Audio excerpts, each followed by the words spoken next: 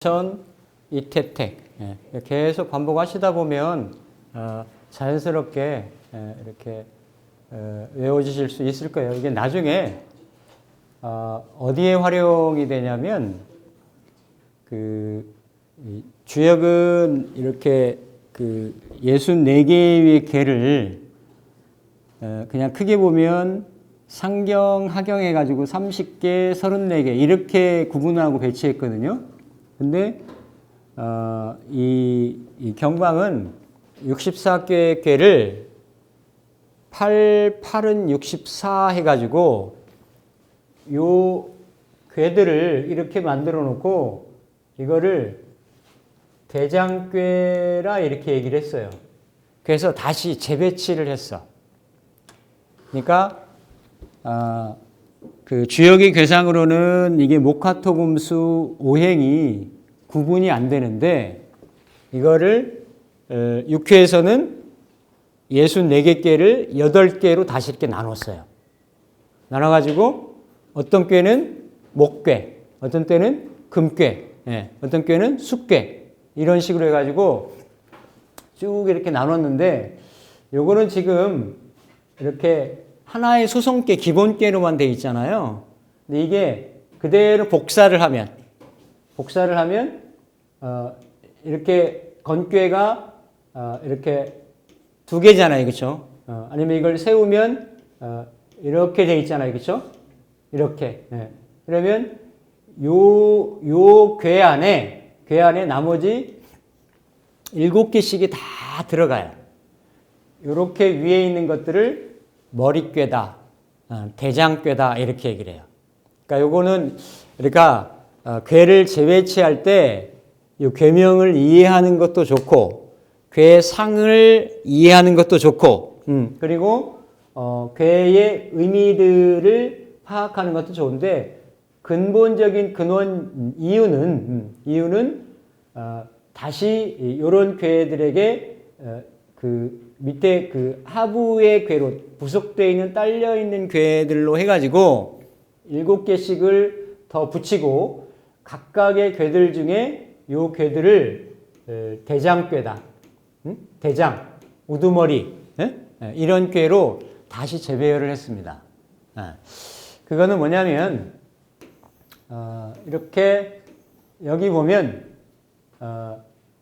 요렇게 있는데 이게 감수궁, 그러니까 괴명이 이렇게 있는데 이것이 수에 해당되는 오행으로 수에 해당되는 배열상의 무리의 그룹에 들어간다는 얘기지. 그래서 요걸 근간으로 기준으로 따질 때 여기의 글자들이 예를 들어 수의 목은 수를 기준으로 해서 목이 만약에 일간이 수라고 하면 목은 뭐가 돼요? 식상이 되겠지. 맞잖아요? 금생수니까. 그래서 이거를 식상으로 이렇게 붙이는 거예요. 일간이 수인데 토는 뭐가 되겠어요? 관살이 되겠지. 그쵸? 관을 이렇게 붙이는 거예요. 일간이 예를 들어서 수라고 하면 수의 오는 수국화를 하니까 명리에서도 뭐가 들어가요? 재성이 되겠죠. 그쵸? 그러니까 그런 거를 구분을 할 때 주역에서는 그런 게 없는데 기준점이 없는데 소성계만 이렇게 있고 이거를 64개를 일일이 오행으로 이렇게 다시 나눴어요. 나눠가지고 뭔가 괴에 이러한 뭘 붙이고 거기에 이렇게 명리에서 얘기하는 명리의 육친 같은 거 있잖아요. 이런 거를 붙일 때 이렇게 구분해주는 기준점이 됩니다. 기준점이. 그러니까 쓰임이 용도가 그런 쪽으로 조금 확장이 된다라고 이해를 하시면 되겠습니다. 그래서 태는 태상절. 자, 항상 이렇게 괴에 대한 그 모양의 이해도를 가질 때 어때요? 둘은 많고 셋은 많고 그렇죠? 하나가 적으니까 하나 기준으로 끊어진 글자 기준으로 이해를 하시면 되는 거죠. 또 이거는 어때요? 세 번째니까 1, 2, 3이니까 3, 2를 보는 거고 3, 2. 2는 뭐다? 화를 보는 거다. 이렇게 불로 보는 거고 이 괴의 형상은 이 허중. 그러니까 가운데가 어때요? 비어 있다라는 거지. 그렇죠? 모양이 가운데가 비어 있잖아요. 그렇죠? 가운데가 텅 비어 있는 이허중. 이허중. 근데 그거는 순서로 보면 3. 세 번째니까 삼리화. 삼리화 이허중. 그리고 나타내는 거는 불을 나타내고. 불이니까 어때요?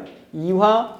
그러니까 불괴지. 불괴고 이게 뭔가 이렇게 시작되는 거는 이화기묘다 해가지고 묘부터 시작한다는 얘기죠. 그러니까 그거는 나중에 납각 붙일 때 말씀을 드리겠지만 우선은 여기서 중요한 거는 이허중괴. 그러니까 이허중이라는 거는 이렇게 돼 있잖아요, 그렇죠?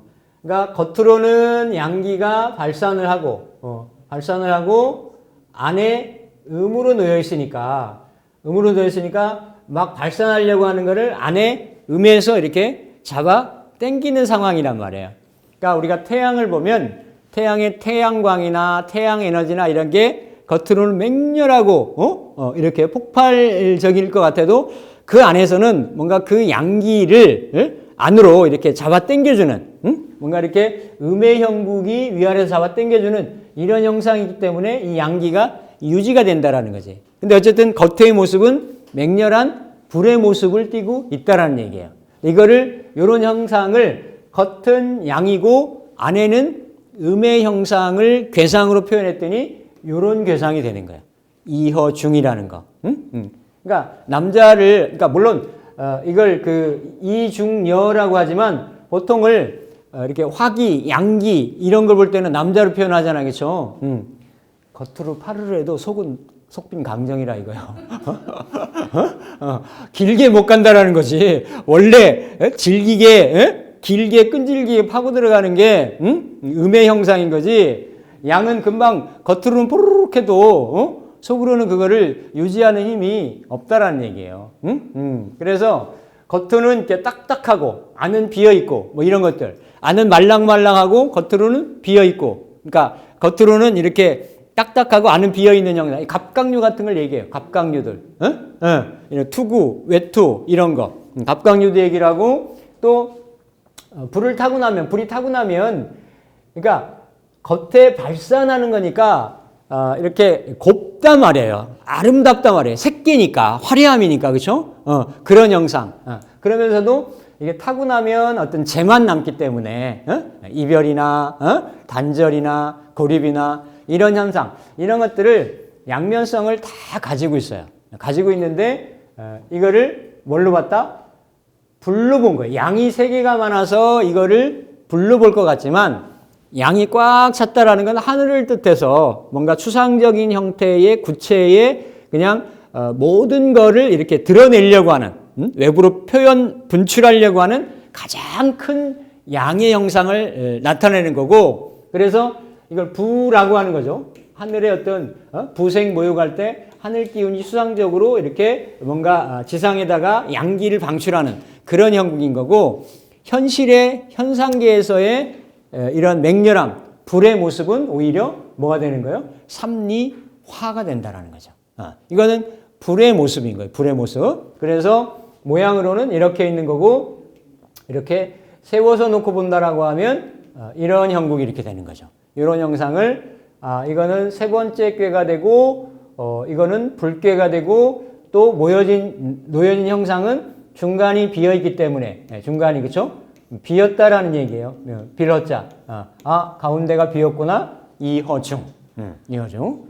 그러니까 이렇게 괴가 생긴 형상을 살펴보고 이렇게 뭐 기억을 하셔도 좋고 외워도 좋겠죠. 그래서 일건천, 이태택, 삼리화.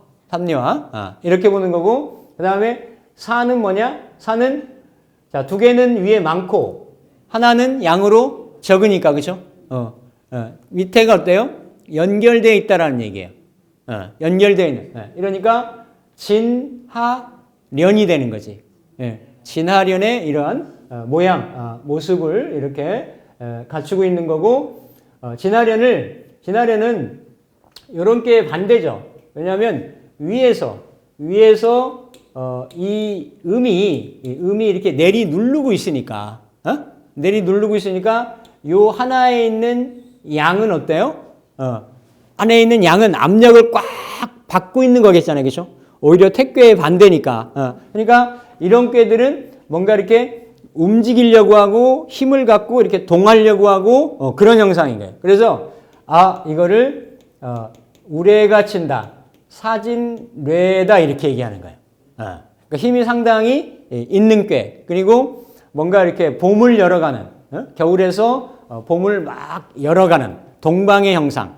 그러니까 막 봄철에 번개가 치고 일기가 불순하고 막 이런 것들에 의해서 땅도 막 이렇게 깨어나는 거고 이렇게 움직이는 이런 형상 형국을 가지고 있는 것이 이렇게 뇌꾀가 된단 말이죠. 뇌꾀.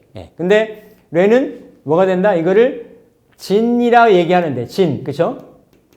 진이라고 사진뇌, 그리고 진하련 두 개는 끊어지고 밑에가 연결되어 있으니까 적은 걸 가지고 연절을 붙인다. 그러면 밑에가 아래가 되는 거고, 진인데 형상으로는 뇌가 되고 연결되어 있으니까 뭐가 되는 거예요? 이렇게 진하련께가 되는 거지.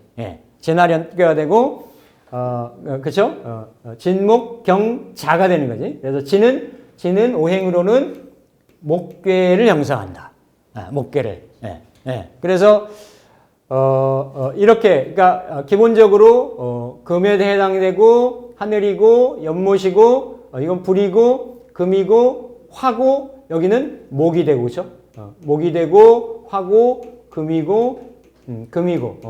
그러니까 여기에 조금 처음에는 이렇게 그 혼동이 좀 혼란스러우실 수 있는데 계속 이거 반복적으로 하시다 보면 그냥 알아져요. 그냥 알아지고 나 이거 도저히 안 헤어지는데요? 그래도 상관없다. 우리에게 누가 있다? 앱이 있다. 앱이 있다. 앱이 열일합니다. 큰일이에요, 큰일. 앱 나오기 전에는 이거 일일이 다 작괴를 하고요. 노트나 이런데 다 그려야 됐어요.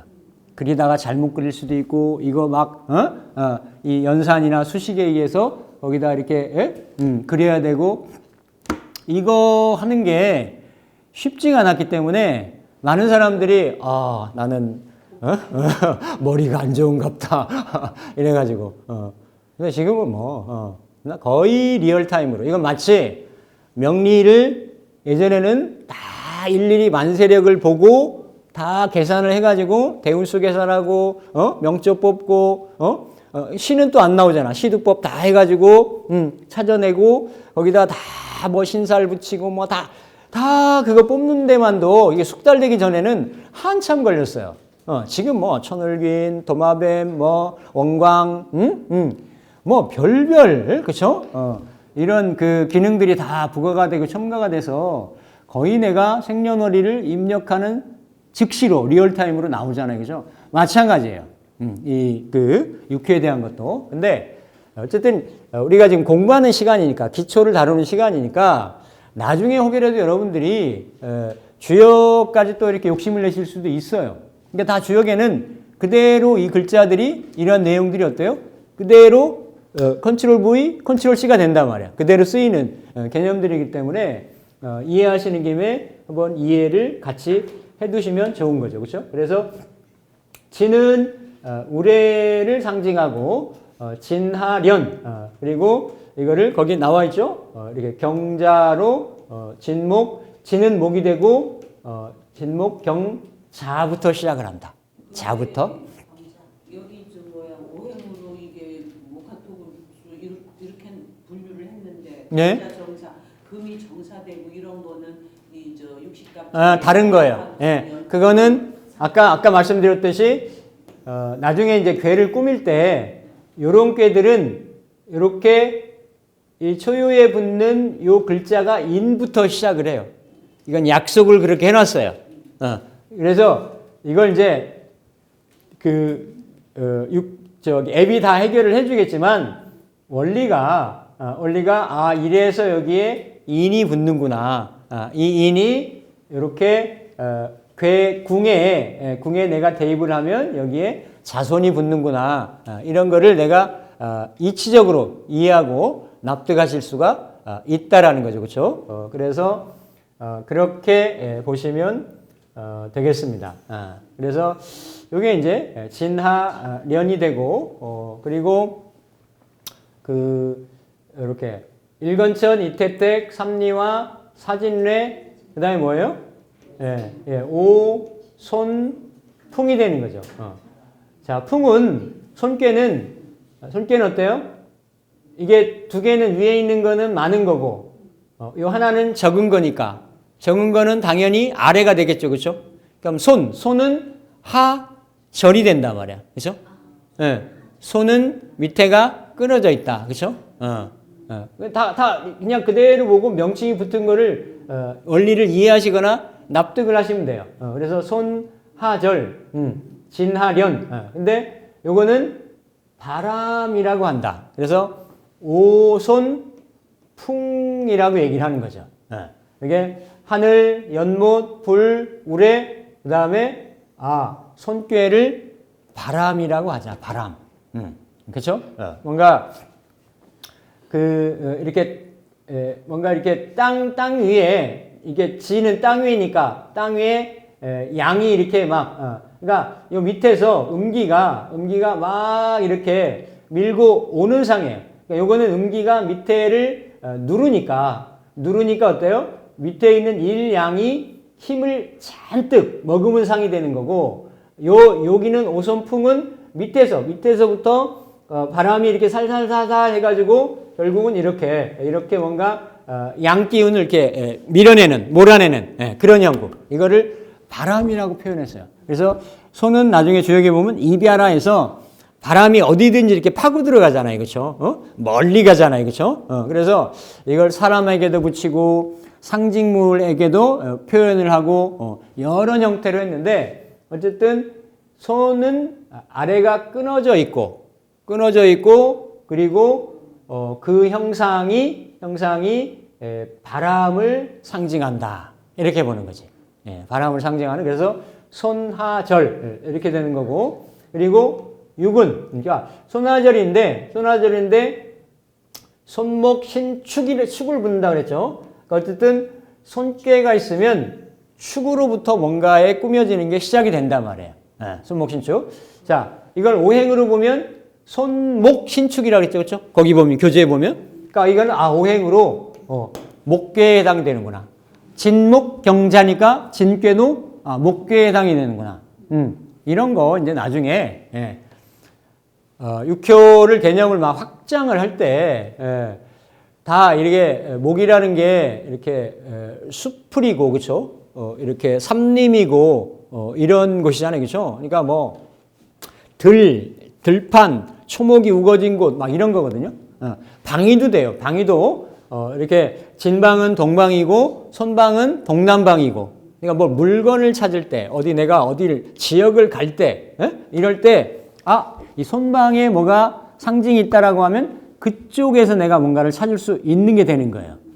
이런 것들이 다 연결되는 거고, 그리고 이 글자가 목이라고 하는 글자를 가지고 있으니까 뭐 예를 들어서 내가 질병점을 쳤는데 괴 자체가 그 상징이 이렇게 손꾀 안에 들어있다. 그러면 바람에 풍한에 연관된 신경성 질환 같은 게 병으로 올 수가 있는 거예요. 목에 관련된 어떤 질환이나 질병으로. 그렇죠? 마찬가지 개념으로 이런 게 이제 건에 있으면 건은 제일 높은 곳이니까 머리겠죠. 그렇죠? 그러니까 그런 거를 연관해 가지고 오행으로도 연관하고 위치로도 연관하고 이렇게 그 의미를 부연해 나가고 확장해 나갈 수 있는 그런 걸로 쓰는 가장 기초 단위가 될 수 있는 거예요. 그러니까 손꾀는 순서로는 몇 번째요? 5번째. 일건천, 이태택, 삼리와, 사진례, 오손풍. 모양새는 아래가 3개가 소손꾀인데 아래가 끊어져 있으니까 음괴가 되고 그럼 나머지 두 개는 양괴가 되니까 그렇죠? 손하절. 그러니까 잊지만 알면 이게 외우는 게 어렵지 않아요. 금방 돼요. 손하절. 그렇죠? 그래서 오행으로는 목괴가 되고 그럼 목은 진하고 이렇게 그 손괴하고는 어떤 차이가 있느냐? 보통 진은 양목에 해당된다 그래. 양목, 큰 목. 우리가 목도 음양이 있듯이 금도 음양이 있듯이 그리고 손괴는 음목 같은 거. 큰 아름들이 이 목에 대한 거를 진괴라고 보고 관목이나 이런 숲 같은 작은 숲 같은 거를 손괴라고 그렇게 표현하고 이렇게 구분을 만약에 한다라고 하면 할 수가 있죠. 있는 상황에. 그래서 오손풍 이렇게 들어가고 그 다음에 여섯 번째 그렇죠? 여섯 번째는 육감수라고 얘기하는 겁니다. 육감수. 육도 수를 상징하고 감도 수를 상징하고 이 모여져 있는 감중년. 그러니까 이허중하고는 반대 형상이죠. 이건 뒤가 위아래로 음이 많고 양이 적으니까 적은 게 연결되어 있으니까 그거를 주안점으로 모양새를 붙인다. 그러면 연결되어 있으니까 연자를 쓰고 어디가 연결되어 있어요? 중간이 연결되어 있으니까 그냥 감중년이라 이렇게 얘기하는 거예요. 감중년. 그래서 감중년 연결되어 있는 거를 어때요? 이거를 물이라 한다, 수라 한다 하는 거죠. 그러니까 겉으로는 음으로 둘러싸여 있어가지고 차갑고 응결되어 있고 어두운 것 같지만 겨울인 것 같지만 그 안에서는 양기운이 움직인단 말이에요. 양기운이. 마치 동지에 되면 일양이 희생하듯이. 그러니까 그런 형상을 요 감괴가 가지고 있다는 얘기예요. 근데 현상적으로는 어때요? 어둡고 차갑고 좁고 이렇게 깊고 이러니까 보통 주역에서도 이런 감괴 같은 숫괴 같은 이런 괴들을 만나면 좀 어려움이 있다, 힘든 뒤에 이루어진다, 고난을 극복해야 된다 이런 얘기들을 우리가 이렇게 많이 할 수 있다라는 얘기죠, 그렇죠?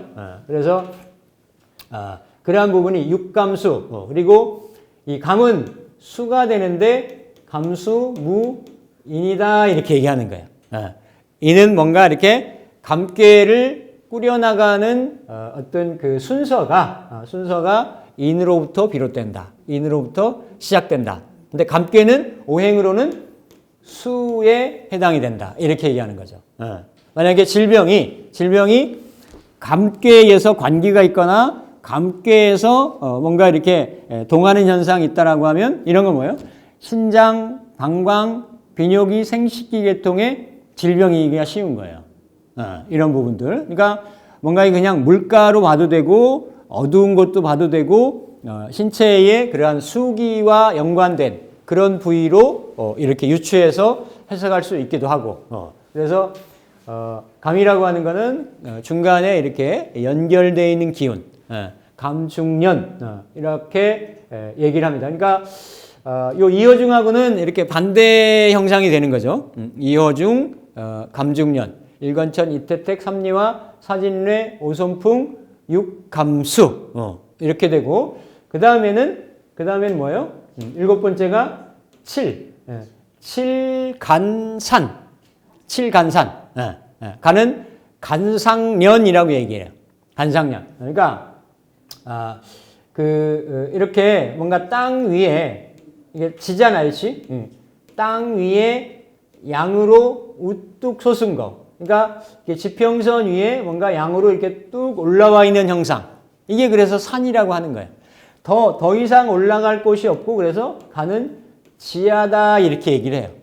지하다 얘기를 하는데 어쨌든 요렇게 간은 양이 더 이상 올라갈 데가 없이 딱 멈춰 있는 상태. 근데 그거를 현상계 자연에서의 사물로 유추해서 봤더니 산이라고 하는 모습하고 가장 닮아 있더라. 그래서 이거를 간상년이라고 하고, 요 간괴는 그래서 토에 속합니다. 토에. 간괴는. 그래서 토에 속하고 요거를 외울 때 간토 병진이라 해서 뭔가 진부터 이렇게 시작을 한다.